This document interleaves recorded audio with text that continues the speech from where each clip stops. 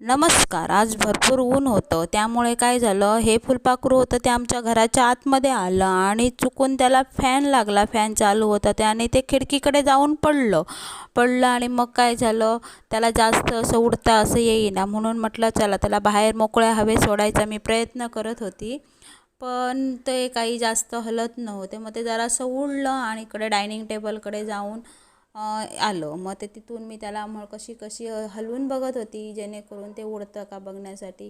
त्याला काही मी करू शकत नव्हते, औषध लावू शकत नव्हते, पाणी देऊ शकत नव्हते, मला काही करायचं समजेना. मग मला वाटलं की त्याला मोकळ्या हवेत सोडल्यावर थोडं बरं वाटेल असं.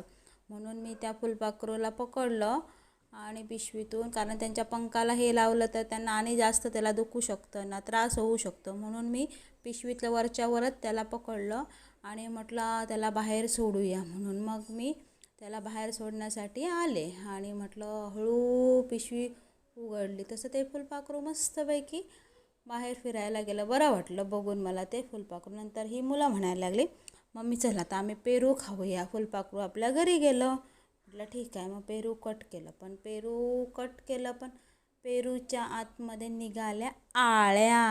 ह्या बघा, दिसत आहेत तुम्हाला हलताना.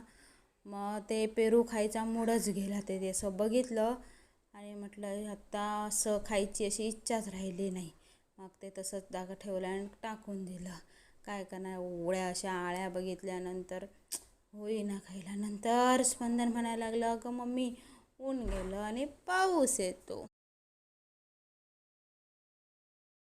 हा स्पंदन आता लागला नाचायला. म्हणायला लागला, आता काय मम्मी ऊन गेलं पाऊस आला म्हणून छम छम छम. त्याच्यानंतर आमचा कॅमेरासमोर त्याला यायचं नव्हतं, पण त्याला नाचायचं होतं. पण काय करू, म्हणून तो अशा मम्मीने मला लावला फोन, मम्मी दिसणार असं त्याला वाटत होतं. म्हणून तो काही येईना.